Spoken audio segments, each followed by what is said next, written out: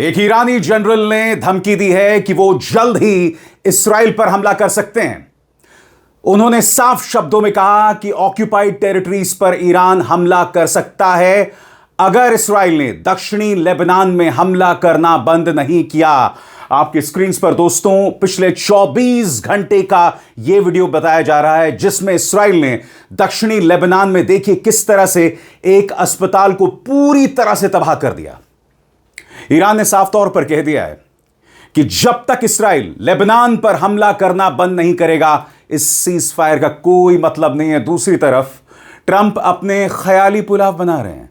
वो कह रहे हैं कि अगले हफ्ते तक स्ट्रेट ऑफ हॉर्मुज पर समझौता हो जाएगा, मगर साफ तौर पर ईरान अब सीज फायर को लेबनान के साथ भी जोड़ रहा है।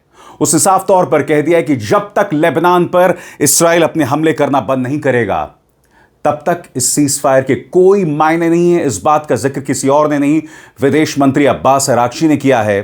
मगर मैं चाहूंगा कि आप समझें खातम अल अनबिया के कमांडर एक जनरल ने दरअसल कहा क्या है। आपकी स्क्रीन पर यह है वो जनरल जिनका नाम है मेजर जनरल अब्दुल्लाही।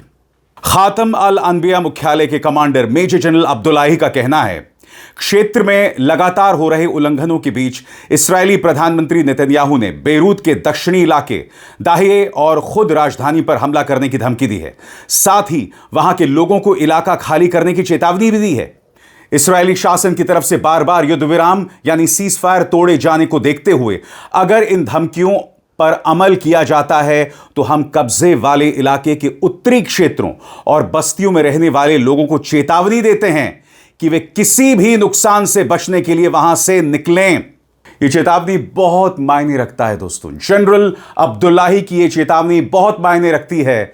इसका मतलब यह कि कोई भी सीज फायर जब तक इस्राइल पर लगाम नहीं लगाई जाएगी तब तक ईरान इस सीज फायर को नहीं मानने वाला है। और सबसे बड़ी बात, डोनाल्ड ट्रंप कह रहे हैं कि अगले हफ्ते तक सीज फायर हो जाएगा या शांति समझौता हो जाएगा, मगर ईरान ने अपनी तरफ से इसे मानने से इनकार कर दिया है।